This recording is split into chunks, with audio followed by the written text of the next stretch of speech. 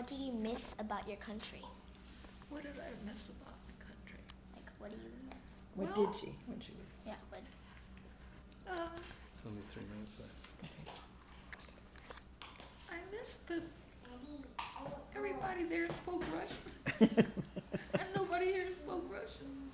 Oh, I felt like a stranger, like an outsider. It was very difficult to overcome that feeling of being an outsider. I don't know if I ever did, but nobody spoke Russian, and the food wasn't Russian, and people weren't Russian, and there was no Black Sea.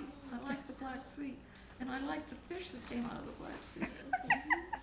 The fish that came out of the Black Sea, they used to cure it, dry it with salt and all that, and hang it in rows in little smoke houses and smoke it. And I loved that smoked fish. And they didn't have that here. And didn't you miss your grandma too? And I missed my grandmother, my grandparents, but particularly my grandmother.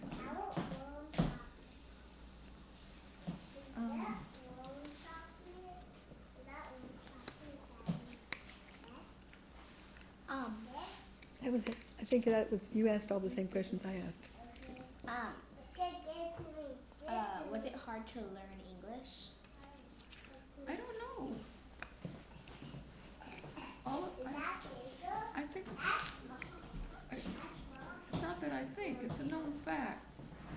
Children have a special capacity for learning languages without studying them, just from hearing them. It's a special capacity of the brain to do that. I spoke Spanish quite fluently when I was a kid because my folks had this little grocery store in a Mexican neighborhood, and all the customers, that's all they spoke. And within a couple of months I was speaking Spanish just from hearing it. And then I forgot it because I didn't use it. But I think I learned English that way just from hearing it. And I didn't want to try it out because I didn't want to make any mistakes. So I wouldn't speak in school, so I was sure that I knew what I was saying was correct. And my mother wanted to learn English from me, so she wanted me to speak English to her.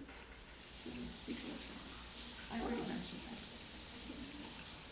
No, I can't say that it was hard. I happen to be a verbal type of person. Reading was very easy for me. I learned to read right away. My father was very convinced that culture, music, and reading and writing and all that was important. And he got that feeling across to me. But one of the first things he did was take me to the library and get me a card. After we arrived and we got into an apartment, he took me to the library and got me a card. I could not read a word. He couldn't either. And he couldn't either. But I got the card and I checked out 3 books. And when I got them home, I found that they were all 3 the same book.